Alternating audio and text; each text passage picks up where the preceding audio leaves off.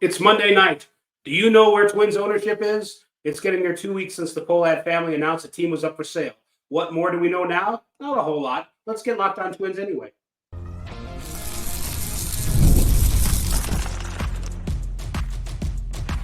You are Locked On Twins, your daily Minnesota Twins podcast. Part of the Locked On Podcast Network, your team every day. And it's me, Dave Brown, along with Brandon Warren. You are Locked On Twins. Hello again, everybody. I'm getting my microphone into position like a professional might.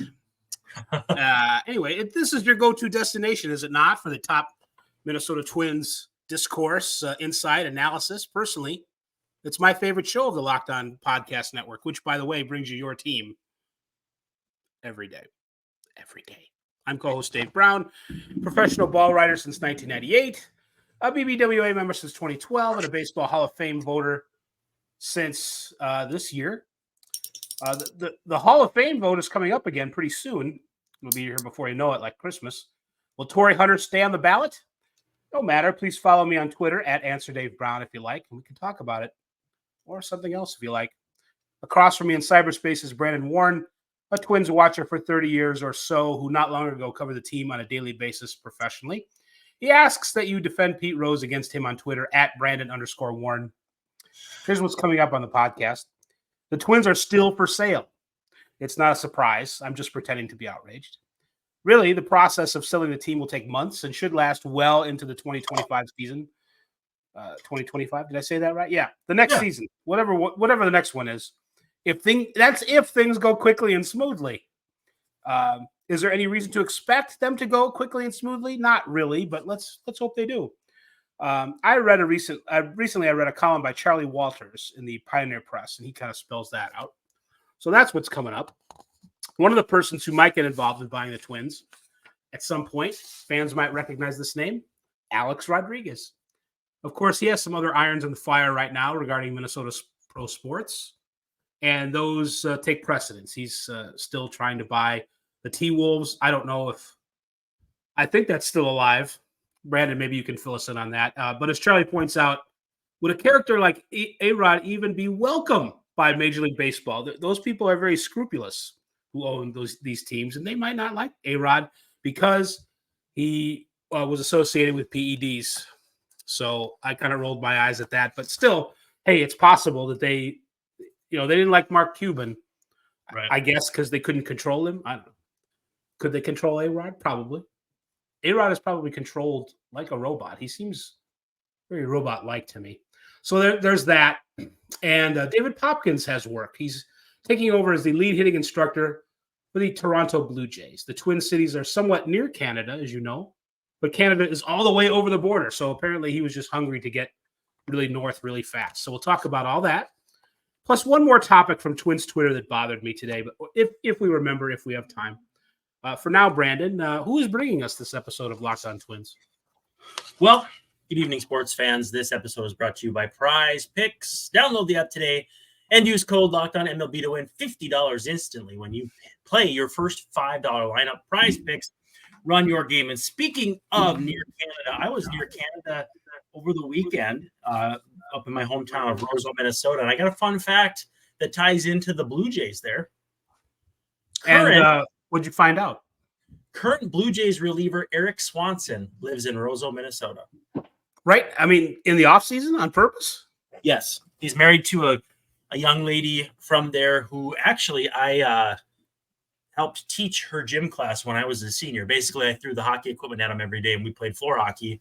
And I kind of did like the Billy Madison thing where I just kind of dominated. She was in my brother's class. So, yeah, kind of cool. And I also think that this is my hot speculation for this offseason, that maybe Swanson gets non-tendered by the Blue Jays and signs with the Twins. So we'll see what happens there.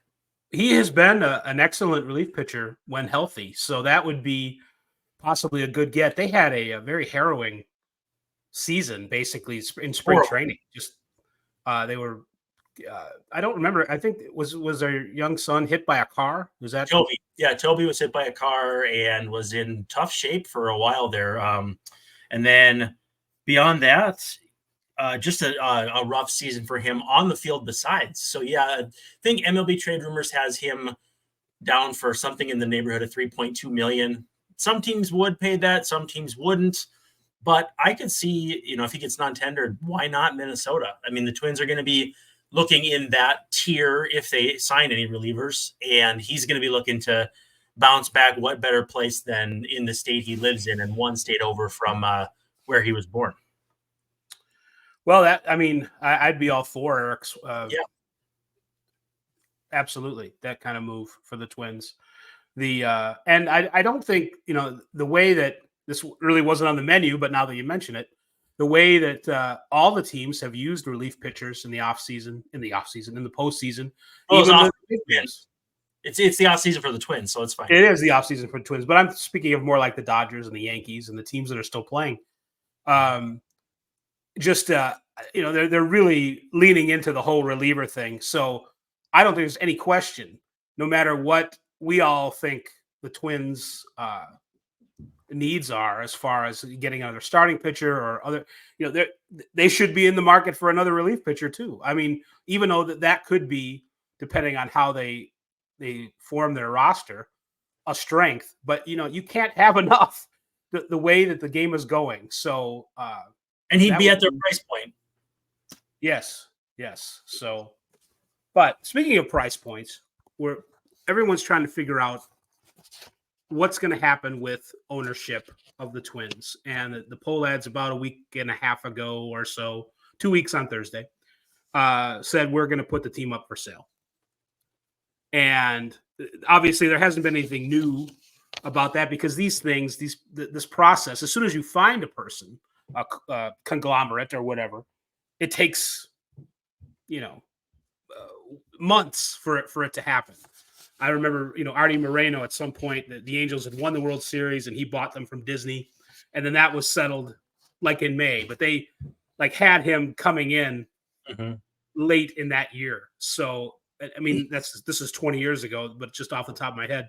So even if tomorrow the poll ads say, hey, we're selling it to whomever, this is going to take much of the next season to get done. So whatever changes, where fans want to see in the Twins, it's not going to happen soon. So do you think Twins territory has patience for that kind of thing? I mean, they don't have a choice, but yeah.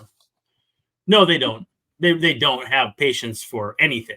I mean, I look at the teams in the World Series, and at different points this season, I think of how the Twins fan base would have reacted. Like the Yankees obviously started off hot and then had that really rough patch where, they were all grousing about it. I think that's the right word, but it's a good word. Even Twins fans would have, then that was where they would have been mentally, oh, you can't win the World Series when you play like this. It's, for whatever reason, struggles get filtered through that. You can't win the World Series if this, and it just kind of baffles me, because every year we watch the postseason, we watch the World Series, and flawed, broken teams win the World Series almost every year, at least since maybe the last time the Yankees won it. You know what I mean? Like the Giants were kind of the, I feel like, prototype for that.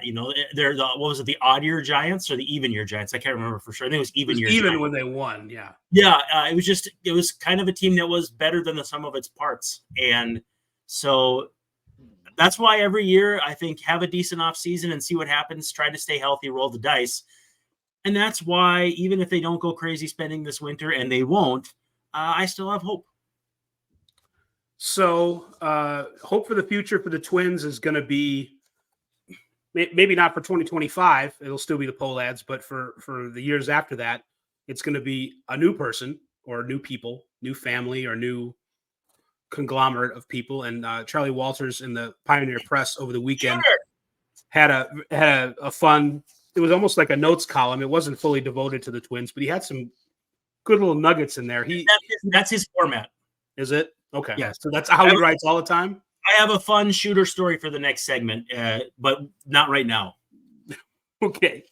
He's speculating on a guy named Jim Hayes, who's 67, no E in Hayes. He's a Minneapolis Patrick Henry high and Gopher Carlson School of Business grad who's well connected in baseball and loves the game.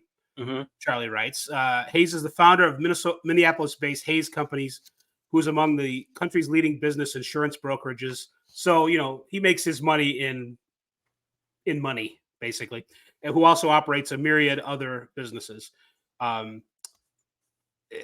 So he also speculates on people that I don't really recognize the name Marty Davis, but Glenn Taylor is another possibility. I mean, that's a guy who owns the T-Wolves and is maybe looking to sell them to A-Rod. Yeah. But Hayes is another guy who is in that area code, that zip code of wealth that you need to own a team. Davis is a guy, he's a little younger. He's 60. He's from St. Peter, Minnesota. He's a baseball enthusiast. You can find many summer days in the front row seats behind Twins games at Target Field. So we've probably seen him on TV, and maybe we didn't know it. He's believed to have had an interest in acquiring the Twins for several years, but they've not been for sale until the other day, writes Charlie. So does this Hayes guy, do you know who that is? Does he do anything for you?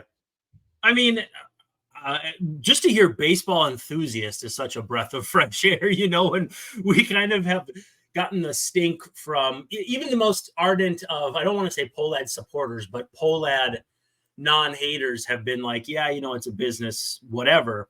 But then to run it as they have the last year and then try to sell it, it's basically like, all right, your profit margins are gone, so you're just going to ditch this thing. To hear baseball enthusiasts, to me, sounds great. I love to hear both Minnesotan-based people, at least for the two big ones that you mentioned. Glenn Taylor also, I guess, Minnesota-based too. But yeah, I mean, I like it better than, let's say, someone from outside wanting to swoop in because, again, not that they're going to move or anything, but I like having interests in the state. And I mean, maybe I'm just biased that way.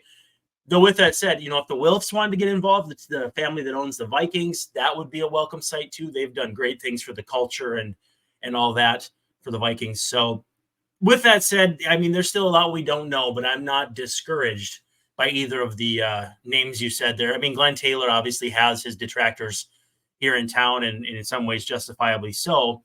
He can be a little meddlesome. He's the reason why Kevin Garnett does not have his number retired yet and won't until he's gone from the team. So there is some issues there. He's done some unethical things with contracts and also some things with chickens that people don't like. So there's a lot to go there. But again, if you're looking for just an improvement on the Pohlads, Glenn Taylor could still qualify. Well, I don't know. I mean, if he's interested in selling his basketball team, I'm not sure if Taylor, maybe Walter speculates that maybe it's more of like a minority ownership thing or more of a silent partner kind of thing with baseball. I don't know if he's going to be interested in jumping into that after getting out of the NBA, but we'll talk a little bit more about Twins ownership possibilities in our next segment after we review these fine sponsors. Well, one of our fine sponsors is PrizePicks. It's America's #1 daily fantasy sports app with over 5 million active members. It's the easiest and most exciting way to play daily fantasy sports because it's just you against the numbers. You pick more than or less than on 2 to 6 player stat projections and watch the winnings roll in. I love it because if you go in there and want to do some risky stuff, some not risky stuff, mix and match, you have all the options at your disposal to do big multipliers, small multipliers, diversify. It's actually such a customizable experience that I can't really sum it up without you going in and just checking out the app. It's the only real money daily fantasy platform that also has injury insurance policies so that your lineups stay in play even if one of your players gets injured. If your player leaves in the first half, like Mike Evans did in the first half of tonight's football game, you have your picks still alive thanks to PrizePicks. And they put their members first. Withdrawals are fast, safe, and secure. You can get your money in as fast as 15 minutes, a quarter hour. Download the PrizePicks app today and use code LOCKEDONMLB, and you'll get $50 instantly when you play $5. That's code LOCKEDONMLB on PrizePicks to get $50 instantly when you play $5. Just like me, you don't even have to win to get the $50 bonus. It's guaranteed. PrizePicks, run your game. A couple things that caught my eye about in Charlie Walters' column.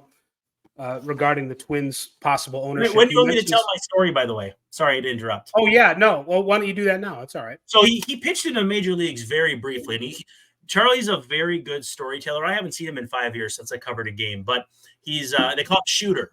So I yelled Shooter when you brought him up the first time. I don't know if that came across, but we'd sit by each other in the press box and he'd pick my brain. I'd pick. Obviously, I liked talking to older veteran ball writers, and he played for the Twins for a very brief time in like 1967 or something like that. But he tells this story where he says, I was pitching this one day and I was just giving up rockets left and right, and it was just terrible. And the manager comes out and he goes, well, Shooter, I think we're going to take you out. And he goes, Skip, I'm not tired yet. And he goes, yes, but your fielders are. And I don't know if that's a an old, that old gag story where a lot of other guys use it too. Terry Ryan was on our show one time and he had a gag where it was that Wayne Hathaway, the little guy with the mustache that used to work the clubhouse, was giving him a rub down when he was going to pitch that day. And then he goes, well, this is all great, Wayne, but I'm left-handed. So he finished the right arm rub down. And then he's like, well, off to the left side, I guess, because that's about as well as Wayne understood medicine. So I love those old-timey stories. I always got to share them when I get a chance. That story about the rubbing the wrong side of Terry Ryan sounds like, they amputated possibly the wrong leg in an Arrested Development doctor kind of way. He was another guy who did not last long in pro ball, but still made his mark. So, right. So in the Shooter column, he mentions Alex Rodriguez's name. He says, it'll be interesting if the Alex Rodriguez, Mark Laurie, Michael Bloomberg group ends up with a hefty Timberwolves Lynx buyout to settle with Taylor and then tries to buy the Twins. Also, it's unclear whether Major League Baseball would approve Rodriguez, who as a player was suspended for all of the 2014 season for use of performance-enhancing substances. So that sort of made me roll my eyes a little bit that whatever that ends up to now, 10 years ago, would stop Major League Baseball from A-Rod is too unsavory a character to let own a team because he got caught with PEDs. Well, A-Rod was a broadcaster, wasn't he? Mm-hmm. With the ESPN for a while. I mean, that's not exactly like owning a team, but it's doing the Jess Mendoza thing. He and Jess Mendoza were like Sunday Night Baseball, weren't they? Yeah, they were. Yeah. I don't remember who the third was. Maybe not Boog Shambi, but Fleming. Is there a Fleming or there's a Dave Fleming from the Giants? I don't think it was Dave Fleming. I'm not sure. He's a radio, more of a radio guy, I thought. But. Yeah, there's a guy whose name is just is completely escaping me. He's tremendous. Dave something maybe. O'Brien, Dave. No, I don't know. Brown. I don't know. It wasn't me. But yeah, so I thought that was a little crazy to me, but not out of the realm of possibility that A-Rod would not be allowed into the club because he did PEDs, which of course owners being very charitable did nothing to stop when A-Rod was, did very little to stop it back in those days. And that was interesting to me, but he also said White Sox owner Jerry Reinsdorf lobbied hard and unsuccessfully for Rodriguez to buy the Mets. I'd kind of forgotten about that. Yeah, he sold to Steve Cohen for $2.4 billion 4 years ago. Dan Shulman was the guy I was trying to think of. Dan Shulman, sure. Yeah, he's great. Yes. Anyway, yeah, I had forgotten about that A-Rod bid to be part of that. And again, too, I don't know how much it would matter if it's a minority stake for A-Rod because I don't know how that would shake out. The money wasn't necessarily his. Mark Laurie, I think, was kind of footing the bill. I think A-Rod was part of the forward-facing, image of the team, and to see what he's done for the image of the Wolves, even as only a minority shareholder at this point, with no promise or even necessarily likelihood of taking over ownership at any time in the future. The image of the Wolves has changed. Now, credit where due, they've been better on the court. They have a lot of marketable talent, starting with Anthony Edwards. But I don't know if you look at something that happened 10 years ago, or you look at, hey, listen, if he can market Minnesota from an NBA standpoint, that's a franchise that's been far more dormant than the Minnesota Twins over their history. I mean, you would say that his impact on the basketball team has been positive. I would say, I mean, I'm a more of a casual observer. I love the Wolves, but I also am not like doing X's and O's on the court. But I would say if you can resurrect the Wolves in any way, shape, or form and be part of that, that's a big deal. ESPN used to rank all franchises, and like the Wolves would be at the bottom of all pro franchises all the time, largely due to Glenn Taylor's influence.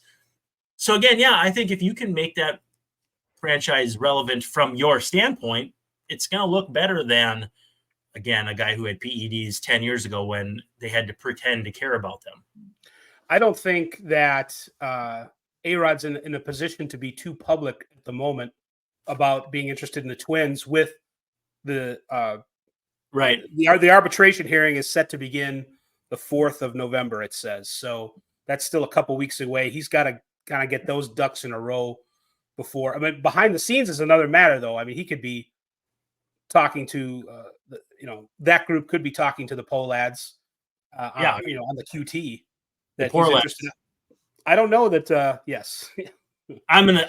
You know what? I don't even care anymore. I'm gonna call him that sometimes. It's good. I like it. It's all right. Yeah. But I think that I don't know. There's a hearing to begin November 4th. I don't know how long that's supposed to take. Is that going to be like a week? Is this going to be like Diamond Broadcasting, or it's still going on for like 18 months? Hopefully the sale of the Timberwolves and the Lynx gets resolved. Let's just say before Christmas. That rebrand happened today too, didn't it? What's that? The Diamond Sports rebrand to the new name. To FanDuel. Ironically enough, the sponsor of our next segment. Hey, how about that? We love to have FanDuel as part of our family. And hey, that's as good a time as any. Let's take our next break, our final break, and do our sponsorship thing with our friends. Segways.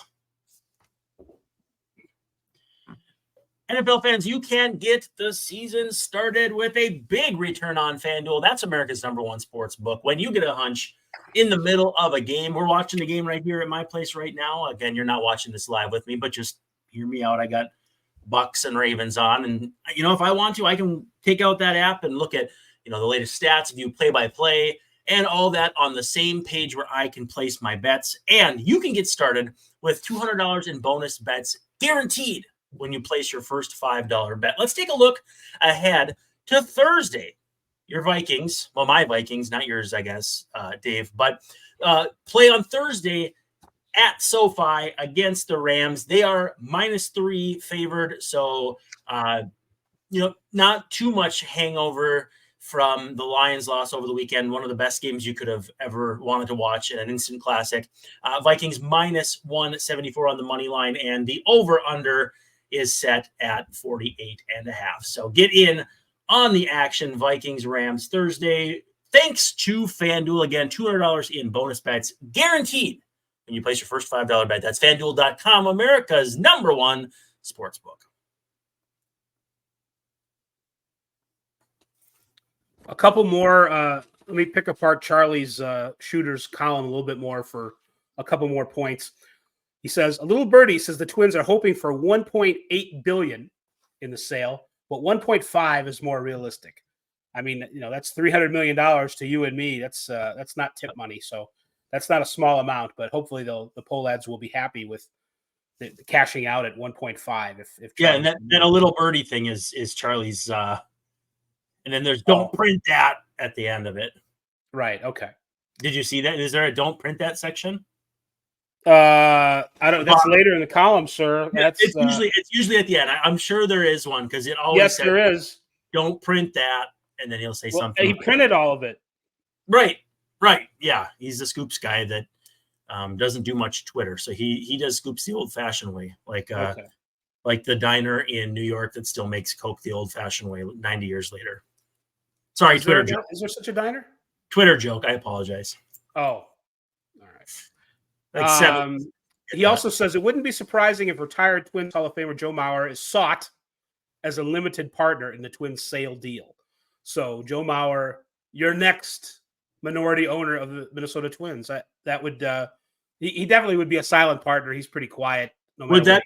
be more or less influential than Buster Posey in the Giants? It'd have to be less, right? Well, right now, yes, but who knows how things might change. Buster, all of a sudden, he went from, hey, let's have Buster around to, no, let's have Buster run the team. Yeah, I can't see Joe Mauer doing that. I can see him in 3 or 4 years, maybe doing some kind of coaching. Yeah. If the kids are old enough. But also, former Twins chairman Jim Pohlad gave the Pioneer Press a hint of the team's next TV deal when he recently suggested the MLB Network might be the team's best option.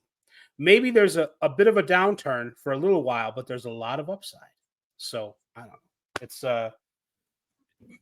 so I guess that means that could be also sort of letting the next owners know that yes, we're only getting like $100,000 for the broadcast now, but it's going up. It's going to go up. It's not going to be that way forever. I think that sounds like posturing to me. I was about to say the same thing. It sounds like someone who's hey, but it's only going to get better. Right. Let's go. No, it's going to. It's a growth industry. We swear. Yep. So the other thing that's going on is that David Popkins has a job, and I'm all for the fully employed. I think that's the best thing in the world. I love it when people get hired. Mm-hmm. And he is now the hitting coach of the Toronto Blue Jays. And you hear a lot of the things. It's they underachieved last year. They didn't do a great job of communicating with their hitters. I heard a couple people say on Twitter, like, "Oh, Popkins is anti analytics," which I don't believe. I think that's kind of a mistake to say that. And he's a guy that just professes that he wants his guys to hit the ball hard, which is kind of it seems silly to even say that. I mean, what hitting coach doesn't want their guys to hit the ball hard? But that also doesn't seem like it's anti-analytics to me. Did you find David Popkins was anti-analytics, or was he pro-analytics? He came from the Dodgers. I can't believe the Dodgers would be anti-analytics. Yeah, between the Dodgers and the Twins having him, I can't see that. And if you were going to have a guy like that, you'd have to have some kind of counterbalance. And maybe that's where Derek Shulman came in, was more of an analytical blend to it. And, I had a Blue Jays friend reach out and say, hey, what are your thoughts? And it was kind of complicated because, like, they had stretches where they were not only a competent offense, but a dang good one. And extended stretches, over multiple years with him. But at the end of the day, the last 2 months, someone's got to get scapegoated for that or fired for that. It's just the cycle of coaches in MLB. It's easy to fire the head man, fire his whole crew. And I guess to me, though, it was like, I wouldn't be completely out on him if he finds a better situation. There's some really good young hitters. Well, not as young as they used to be because we're all aging hitters in Toronto to work with. And so we'll see what happens there. But I definitely am not thinking like, oh man, they're doomed to have him. And in fact, I wanted to ask you your thoughts of, what do you make of him getting a job of the same level this quickly? To me, that signals that he was definitely sought after on the marketplace. Well, I think, he still had a great reputation from where he was before the Twins. And the Twins at times performed really well. They ended so badly this year. I think, a lot of, but overall their rankings weren't that bad. It was just a bad, we're all here watching the Twins every day. So we have like a micro version of what's going on. I think hitting coach is one of those things where it helps to know the ins and outs, but it also helps to kind of pull back and see the whole picture. And there's still some of the picture with the Twins that I don't think we're fully getting. Why certain guys struggled, or if we are getting it, it's not something that was a hitting coach's fault. So this is really again, I don't know what to make of hitting coaches in general. This is one of those topics where I feel like I have to be in the room, and they're not going to let me be in the room with Popkins talking to Correa and getting the feed and watching the feedback. And this is just not a place where reporters go. And I do not have a source inside the clubhouse that's going to tell me. I feel like there's a reason why we get more storied long-term pitching coaches as opposed to hitting coaches. Your Mel Stottlemyers, your Don Coopers, your Ray Searages. I think there's a reason why we get more of those than we get. Mike Maddox had a job in the game for what felt like 100 years. Sure. Then there is hitting coaches. There's was it Rudy Jaramillo with the Rangers back in the day? It was like one of the ones I can remember that was around a while. And then the guy with the Yankees that got fired a couple years ago. I don't remember his name now. I don't remember. Kevin, I think something. Kevin Long. Kevin Long. Yep. So yeah, there are some, but even those aren't household names by any means. Well, I think we have more of an appreciation that there's much more patience with a pitching coach, because I think we feel like that there's a lot more variables and a lot more complications with pitching and injuries and timing and all that. Hitting, it's like, hurry up and do it, or else, even though we talk about hitting on one hand, like this is the hardest thing in the world of sports to do is hit a baseball. But it doesn't seem like we have patience with hitting coaches like we do, and like we almost have to, seemingly, with pitching coaches. Pitching is art and hitting is rock music, and it's just two different things. Brent Strom's another guy who's yes, good choice. So well, we didn't really solve anything with this episode. There was one other thing. Do I have time for it? Not really. If we want to stay under 32 minutes, we probably better stay up. I'll bring it up next time. So I'll tease everybody for that, but it has to do with Brooks Lee. Okay. Yes. So, but we'll do that some other time. Anyway, that does it for this episode of Locked On Twins. I'm Dave Brown, and Brandon Warren is with me as always. And hey, Brandon, we're running out of time to tell us. We're out of time. We have no time for something. So we're going to hang up and do it later. Anyway, we'll see you tomorrow night.